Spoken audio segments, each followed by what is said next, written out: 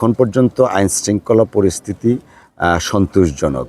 আমি ওনাদেরকে অনুরোধ করেছি আমাদের এই সীমান্তবর্তী এলাকাটা মাদকের একটা করাল গ্রাস আছে। যেহেতু মাদকের যেখানে বেচাকেনা হয় সিন্ডিকেট আছে, সেই জায়গায় কিন্তু চোরাচালান এবং মাদকের সাথে সন্ত্রাস এবং নৈরাজ্যও জড়িত, চাঁদাবাজি জড়িত।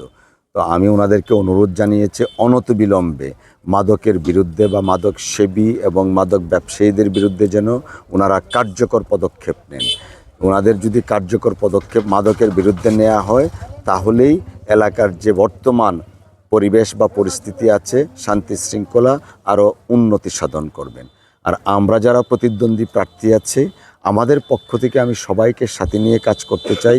নির্বাচন যেহেতু কেউ হারবে কেউ জিতবে, বাট কে হারবে কে জিতবে সেটা বড় না, সবাইকে সাথে নিয়ে একটা সুন্দর মানবিক বসবাস উপযোগী কলমাকান্দা দুর্গাপুর গড়ে তুলতে চাই।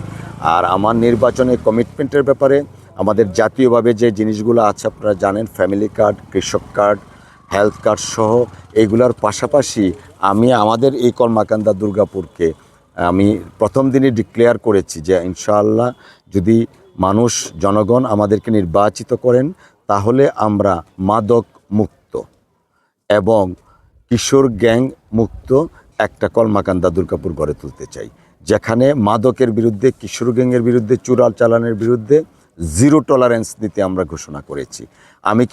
আমি বলছি না, আমরা বলছি, কারণ এই কাজটা কখনোই একজনের পক্ষে করা সম্ভব নয়। আইন শৃঙ্খলা রক্ষাকারী বাহিনীর পাশাপাশি সমাজের যারা